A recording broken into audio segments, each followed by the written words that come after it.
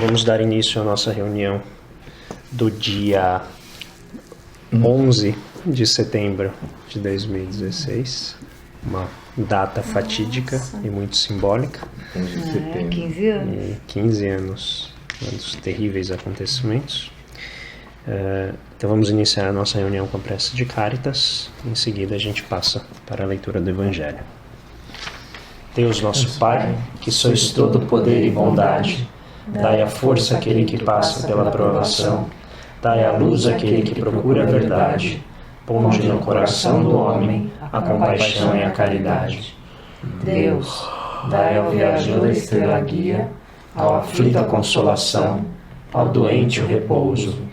Pai, dai ao culpado o arrependimento, ao espírito a verdade, à criança o guia, ao órfão o pai. Senhor, que a vossa bondade se estenda sobre tudo que criastes. Piedade, Senhor, para aqueles que não vos conhecem.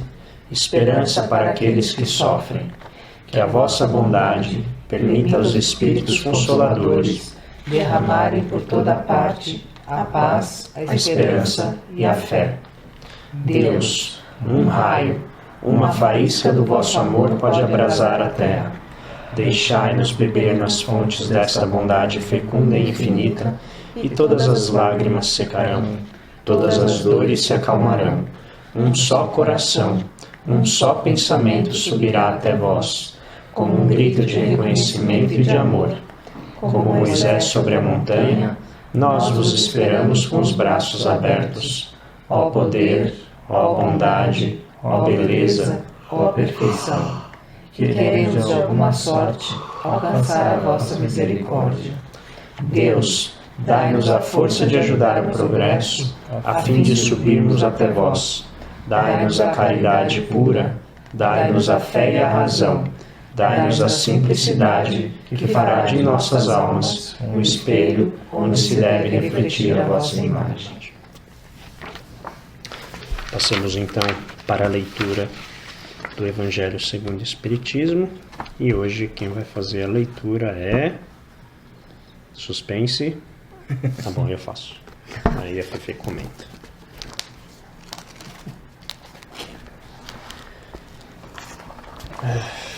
Eu não sei onde meu olho bateu primeiro. Vamos aqui. Só sei que é o 13. Então, capítulo 13.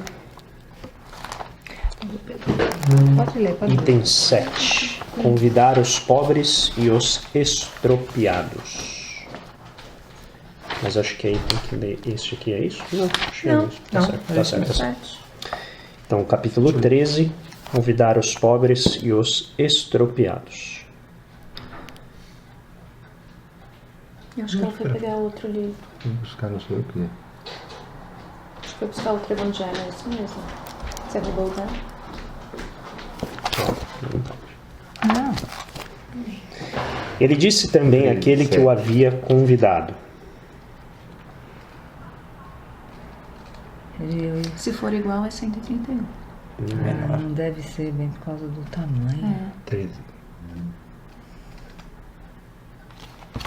7. Acho que é, hein, Fê? Que talvez seja só redução. É isso mesmo. Não é só redução também, é igualzinho. Bom saber. Ele disse também àquele que o havia convidado: quando derdes a jantar ou a cear, para isso não convideis nem vossos amigos, nem vossos irmãos, nem vossos parentes, nem vossos vizinhos que serão ricos, de medo que eles vos convidem em seguida a seu turno e que assim retribuam o que haviam recebido de vós. Mas quando fizerdes um festim, convidai para ele os pobres, os estropiados, os coxos e os cegos, e estareis felizes, porque não terão meios para vô-lo retribuir, porque isso vos será retribuído na ressurreição dos justos. Um daqueles que estavam à mesa, tendo ouvido essas palavras, lhe disse: feliz aquele que comer do pão no reino de Deus. São Lucas capítulo 14, versículos de 12 a 15. Quando fizerdes um festim, disse Jesus, para ele não convideis os vossos amigos, mas os pobres e os estropiados. Essas palavras, absurdas se tomadas ao pé da letra, são sublimes se nelas se procura o espírito. Jesus não podia ter querido dizer que, em lugar dos amigos, é preciso reunir à sua mesa os mendigos da rua. Sua linguagem era quase sempre figurada, e a homens incapazes de compreenderem as nuances delicadas do pensamento, seria preciso imagens fortes, produzindo o efeito de cores berrantes. O fundo do pensamento se revela nestas palavras: sereis felizes porque não terão meios de vô-lo retribuir. Quer dizer que não se deve fazer o bem com vistas a uma devolução, mas pelo único prazer de fazê-lo. Para dar uma comparação surpreendente, disse: convidai para os vossos festins os pobres, porque sabeis que estes não poderão nada vos retribuir. E por festins é preciso entender não o repasto propriamente dito, mas a participação na abundância de que desfrutais. Estas palavras podem, entretanto, também receber sua aplicação no sentido mais literal. Quantas pessoas não convidam à sua mesa senão aqueles que podem, como dizem, lhes honrar, ou que podem convidá-las a seu turno? Outras, ao contrário, encontram satisfação em receber aqueles de seus parentes ou amigos que são menos felizes. Ora, quem é que não os possui entre os seus? É por vezes prestar-lhes um grande serviço sem aparentá-lo. Estes, sem irem recrutar os cegos e os estropiados, praticam a máxima de Jesus. Se o fazem por benevolência, sem ostentação e se sabem dissimular o benefício por uma sincera cordialidade. Aí eu não sei, tem instrução dos espíritos, mas eu não sei se... Oi? É longa, né? Vamos deixar essa para a leitura domiciliar. Bom, eu acho que esse texto veio num dia bem especial, principalmente porque vem se acumulando as minhas dúvidas sobre a nossa participação junto a tarefas de caridade, né? Então, essa perna do nosso trabalho ainda é uma perna que está pouco desenvolvida. Nunca, não, a gente, né, ensaiou aí uma tentativa, mas ela acabou não prosperando mais. Não sei se vai voltar a prosperar, mas enfim. E eu acho que existem duas maneiras de a gente entender essa passagem, né? Uma delas diz respeito ao fenômeno coletivo do crescimento e do desenvolvimento. Então, você não fazer o crescimento com uma riqueza ostentatória, uma riqueza que ofende, de maneira que poucos têm muito e muitos não têm quase nada. Então, particularmente no mundo que a gente vive hoje, 60 famílias dominam a mesma renda e riqueza do que os 40% mais pobres da população mundial. São 60 famílias. É muito pouca gente dominando, é uma riqueza absurda. Então, acho que uma primeira dimensão é essa. O planeta Terra, ele é um planeta muito rico, naturalmente falando. Ele tem a abundância necessária para a gente viver muito bem e certamente além do que a maioria da população hoje tem acesso, né?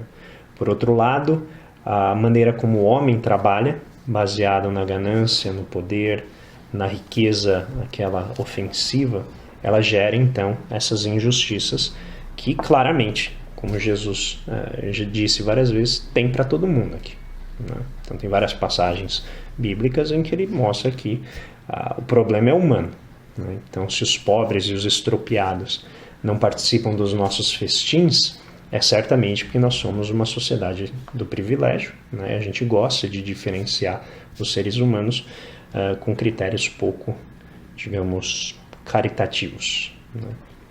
Então acho que essa é a primeira dimensão. E nos faz refletir muito sobre o que vem acontecendo no mundo e principalmente desde a nossa família até a sociedade brasileira e restante dos países.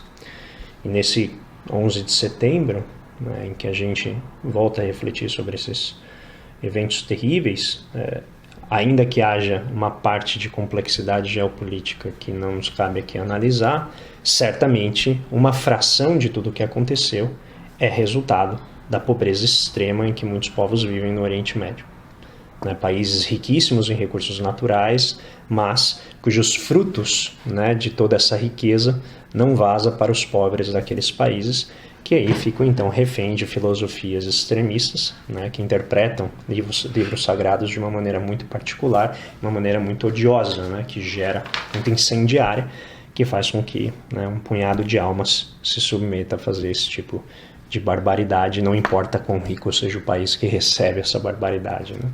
Então, eu acho que essa é a primeira dimensão. E tem uma segunda dimensão, que é a dimensão da caridade, né? E aí esse é o ponto que eu acho que toca mais na gente, porque ele diz respeito ao nosso dia a dia, a como que a gente cuida daqueles, como que a gente traz para o nosso âmbito de vida material e cultural as pessoas que não têm acesso. Então aqui eu vou tomar a liberdade de atualizar um pouco a mensagem, não no sentido de incorporar substância, mas na verdade só dá uma outra interpretação possível a essa parte. Então a gente pode trazer as pessoas, os pobres, estropiados, que não têm segurança material, então não tem o que comer, não tem como vestir, não tem como se proteger do frio. Acho que essa é uma dimensão muito importante. E, na medida do possível, a gente vai fazer. Mas eu acho que existe uma outra adicional, que é a dimensão cultural, que é você incorporar pessoas que não têm acesso a isso nesse dia a dia de uma vida mais sofisticada culturalmente. E quando eu digo sofisticada, não pelo floreio, né, e pela ostentação, mas que eleve a pessoa de um significado de existência muito próximo daquele da bestialidade, muito próximo daquele dos animais, que só sobrevive, né, dia a dia. E não tem, na verdade, não consegue planejar um horizonte, não consegue, né, buscar algo que exceda a matéria ou exceda a sobrevivência material. Então eu acredito que Jesus também estava falando nesse ponto, muito embora eu acho que a sociedade em que ele vivia ainda era muito evoluída materialmente para que ele pudesse chegar a um ponto como esse, mas o exemplo dele fala sobre isso, né, a educação, né? Então o fato de uma pessoa não ter riqueza ou renda material não significa que ela não possa ser educada, ao contrário, é a educação que vai fazer com que ela se liberte das amarras da matéria, obviamente não o que o corpo necessita, mas certamente ela não vai cair no erro de cultivar os mesmos tipos de anseios, os mesmos tipos de idolatria material que aqueles que têm mais acesso acabam cultivando. Então era isso. Abro para vocês. Indo nessa mesma linha, eu interpretei, assim, para mim bateu muito como essa segunda interpretação de quando fala assim de convidar para participar da sua festa, convidar para participar da sua vida, com coisas muito simples. Porque tem gente que doa o cobertor, doa não sei o que, dinheiro, mas não dá um bom dia para uma faxineira que está ali no caminho dela, né, do trabalho. E é como se você estivesse afastando aquelas pessoas menos importantes entre aspas, né? Então assim, é inconsciente, mas assim, não merece meu bom dia, porque é um outro nível de pessoa, né? Então eu acho que às vezes dar o bom dia, conversar com o faxineira, com o ascensorista, com o que seja, varredor da rua, é trazer para o seu mundo, é fazer parte da sua festa, fazer parte do seu mundo, né? Então eu vi, para mim bateu muito mais por esse lado. E outra coisa que me bateu também, que ele falou assim,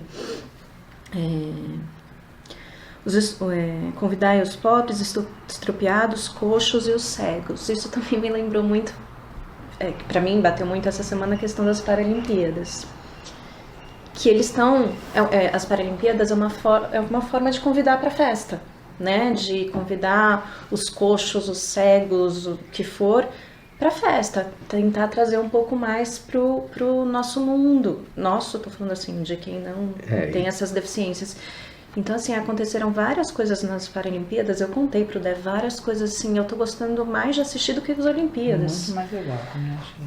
E assim, eu assisti a abertura, eu achei que teve umas coisas lindas e eu fiquei abismada que não passou em nenhum, não passou na Globo. Não. Eu não tinha percebido em canal aberto assim todos, mas eu coloquei na Globo pra ver se eles estavam passando. E não, era novela, não sei o que. E nossa, bom, mas que seja, já é um passo de trazer pra nossa festa, né? Pra festa, pro convívio, e acho que falta muito mais. Mas eu acho que é uma forma de trazer os coxos, os cegos pro nosso convívio. E é uma forma também de mostrar para os próprios deficientes que eles não são incapazes, né?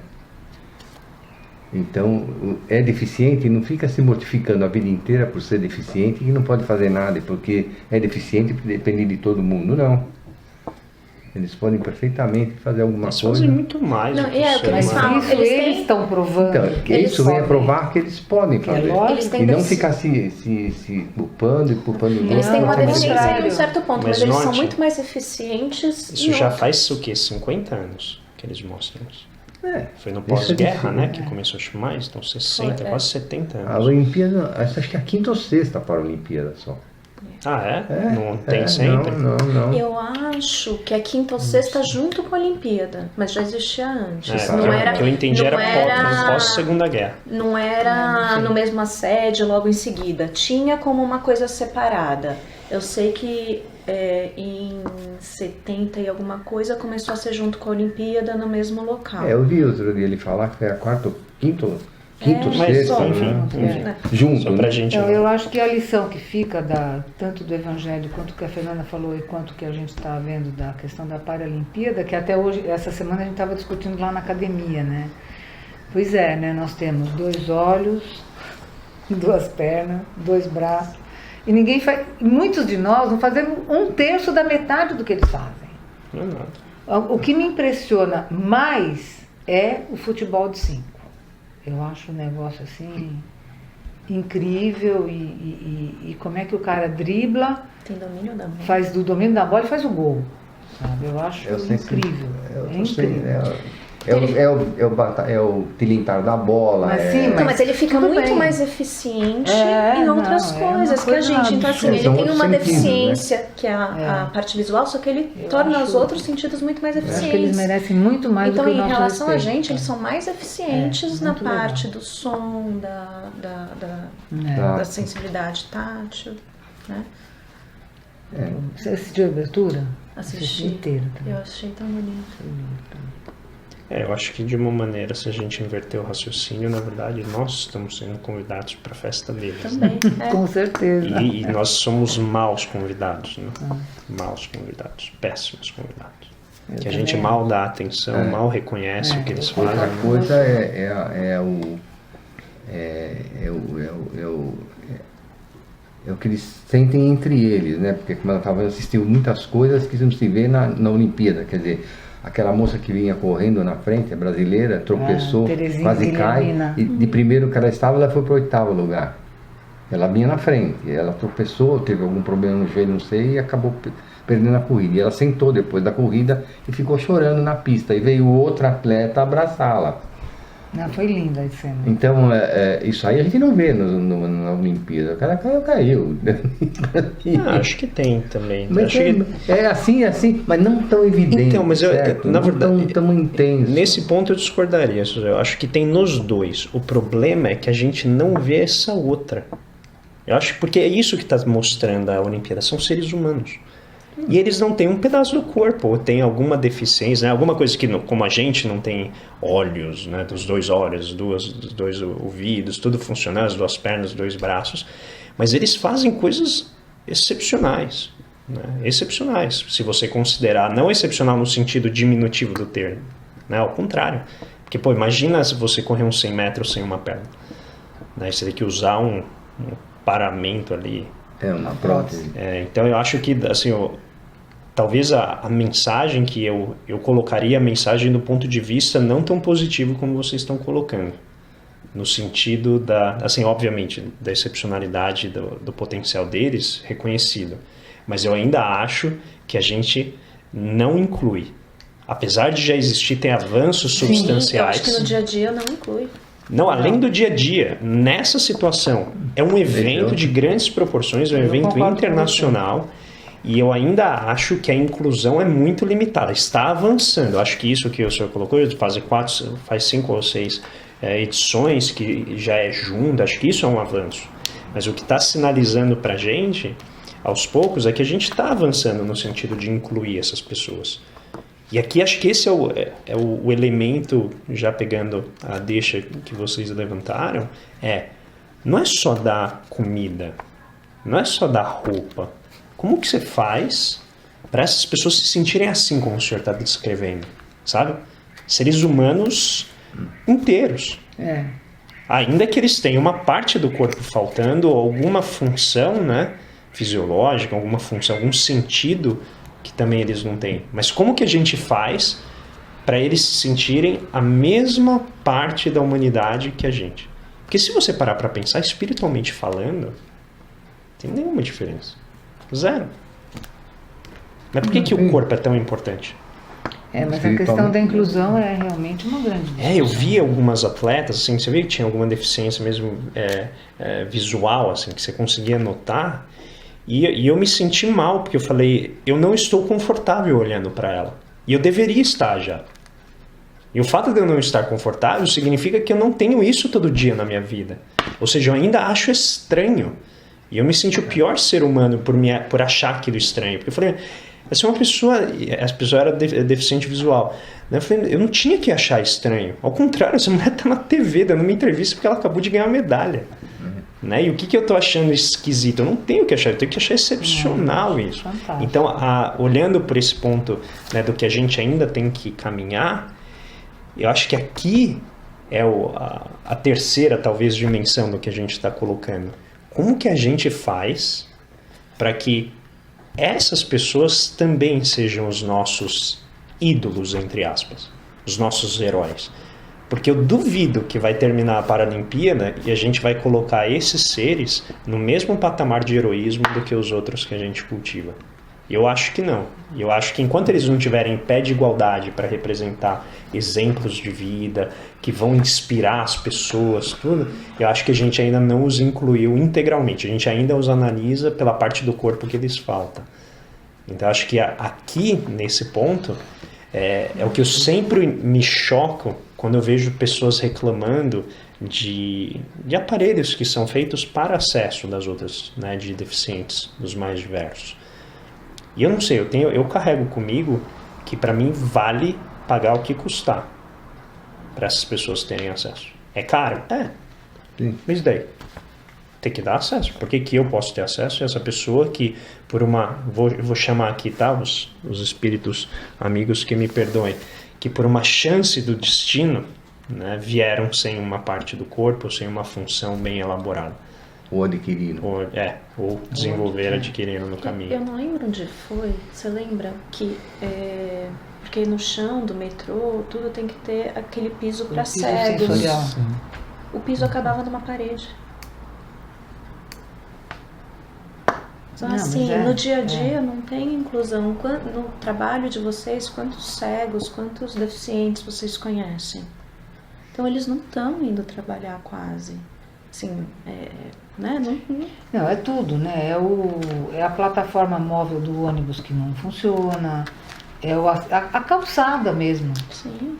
As próprias calçadas. Teve um dia que a Mara Gabrilli saiu de cadeira de rodas para fazer compra na 25 de março.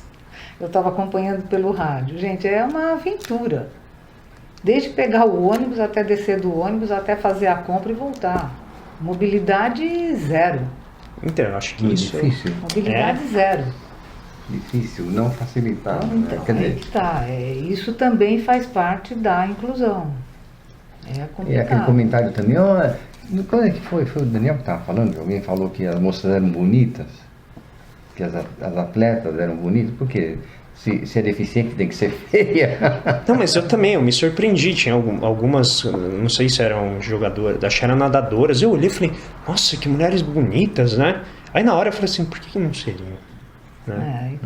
Não sei. Isso eu não... Mas eu acho isso é fruto de uma sociedade não inclusiva. Sim, a gente não tem contato Nossas no dia a dia. instituições não são Então, inclusivas. Eu cheguei a ler, inclusive, um comentário, assim, tipo, a Rede Globo não transmitiu a abertura da Paralimpíada. Por quê? Porque talvez não dê lucro?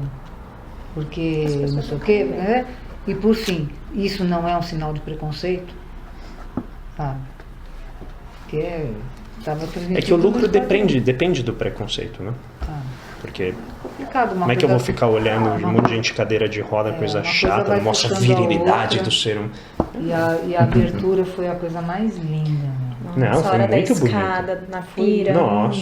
Foi lindo. Quem teve aquela ideia foi muito emocionante.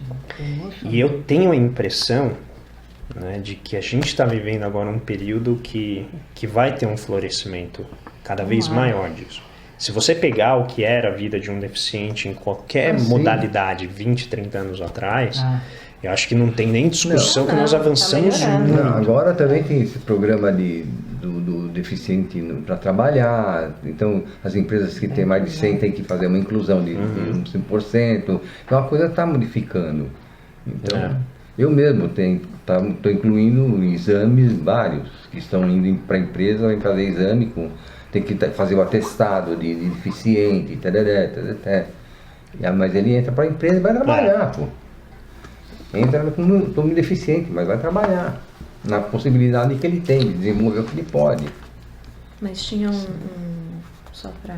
Acho que o Paulo queria falar. A gente está bloqueando o Paulo já então tem vai lá, alguns Paulo. minutos. É verdade. Que ele é muito manso, é uma pessoa muito boazinha. Paulo, você tem que Eu chegar fiquei, e eu fiquei É calado causa. eu fiquei calado na discussão, até porque minha leitura foi diferente. Então foi tão diferente a de vocês que eu fiquei parado acompanhando. Então vai lá, qual foi a sua? Que quando ele coloca essa parte do Evangelho, eu vejo como um próprio questionamento da socialização do homem, a nossa socialização, que muitas vezes só faz as coisas esperando retribuição. Então, de certa forma, ele faz um chamamento para que você convide aquele que não tem como te retribuir, para que você faça de fato desinteressado. E eu vejo isso no nosso dia a dia mesmo. Quantas vezes a gente faz algumas coisas porque a gente espera que a pessoa faça a mesma coisa pela gente, ou esperando que a pessoa faça uma outra coisa, ou faça um outro favor, Esperando uma reciprocidade. uma né? reciprocidade, um prêmio, um presente. E na verdade o que ele coloca aí nessa parte, e coloca também como fundamento da caridade, que você não espere recompensa, que você não espere sequer um obrigado, você faça partindo de você. Você faz, eu faço porque eu quero fazer. Não faço porque a pessoa vai me agradecer, porque a pessoa vai reconhecer, dar um tapinha nas costas. Então, mas nesse ponto, eu acho que tem uma conexão com o que a gente está discutindo, que é a seguinte: vamos pensar como se fosse um pool genético, assim, né? Então, se você fica só compartilhando aqueles genes, você tende a fechar, né, o esqueminha, e você vai só ficar circulando aqueles genes ali naquele grupinho, como o caso, né, de várias sociedades são muito fechadinhas. Então, o que acontece? Se você faz um favor para quem pode te retribuir, a caridade não vai florescer. Então, aqui eu não acho que seja apenas fazer por caridade. É um negócio, acho que talvez seja, na minha interpretação, até mais sutil. É assim, ó. Você pode fazer caridade com quem pode retribuir, mas será você forte o suficiente para fazer isso? Será que mesmo que você faça de puro amor, o fato de a pessoa poder retribuir não vai gerar em você inconscientemente o reclame de uma reciprocidade? E é por isso que ele fala aqui no final, ó, faça com quem não pode retribuir. Porque ao ajudar a pessoa, você não vai... Como é que ele diz aqui, ó? Estes, sem irem recrutar os cegos estropiados, praticam a máxima de Jesus. Se o fazem por benevolência, sem ostentação, e se sabem dissimular o benefício por uma sincera cordialidade. Então, neste caso, assim, faça o bem, mas eu acho que tem uma dimensão ali que a própria sociedade exige. E eu já várias vezes fiz, né, coisas boas por outras pessoas, e aí quando chegou o momento delas me ajudaram, eu fiquei ressentido. Porque elas podiam me ajudar. Mas pessoas que eu ajudei, que eu sabia que não podiam me ajudar, eu jamais cobrei isso delas. Aí eu não sei se né, mas essa foi uma dimensão que eu incorporei. Por que se inclui uma pessoa? Ela não vai te dar nada em troca. Você inclui porque é certo, é caritativo, ponto. Porque o mundo fica melhor com ela incluída do que ela sem estar incluída. Agora, se é no mesmo nível nosso de materialidade, eu não sei se a gente é forte o suficiente para não exigir, sabe? Então eu queria adicionar essa dimensão aqui. que você colocou. Fala, Suzé, Ou desculpa. ser tão egoísta no sentido de não receber retribuição. Então, Ficou orgulhoso, né? Egoísta ou porque aí orgulhoso. vira o excesso de orgulho, né? Tipo assim, não, eu não posso, né? Não, Ou excesso de humildade, né? O excesso de caridade, ou né? isso, né? Meu orgulho é minha humildade, né? Eu sou tão humilde que eu sou orgulhosa dela. Você vê, né? Que equilíbrio sensível é viver bem, né? Viver o caminho de É bem Jesus. complicado. Muito bom. Mas se quiser adicionar algo depois da minha provocação. Não, a provocação está dentro do que eu imaginei da minha leitura, do que eu fiz também. Eu acho que A expectativa, muita expectativa que você faz esperando alguma retribuição ou algum reconhecimento. é duro você dar assim, né, algo e a pessoa assim não fazer nada em troca, zero, nenhum sorriso, nem nada, e você ficar bem, né? Nenhum muito obrigado. Nenhum muito obrigado, principalmente. Eu lembro vocês chegaram a ver aquele filme do São Vicente de Paula? Que é um filme que conta a história de São Vicente. E aí tem uma hora que ele já sabe que ele vai morrer, né? E ele chama então uma enfermeira, que é a enfermeira mais nova do convento. Não sei se era convento ou hospital que ele tinha ali, os dois. E aí eu não me esqueço dessa frase, que ele diz assim: aquele que mais necessitar, ele vai ser o mais agressivo, ele vai ser o menos grato, ele vai ser o mais violento. E todo dia você deve pedir desculpas por amá-lo. Por amá-lo tanto a ponto de cuidar deles. Aquilo lá me chocou, assim, que eu nunca tinha pensado. É. Né, da tamanha caridade, assim, você pede desculpas por amá-lo. Forte, né? Nossa, é pra pensar. Muito bem, vamos ao nosso momento do amigo.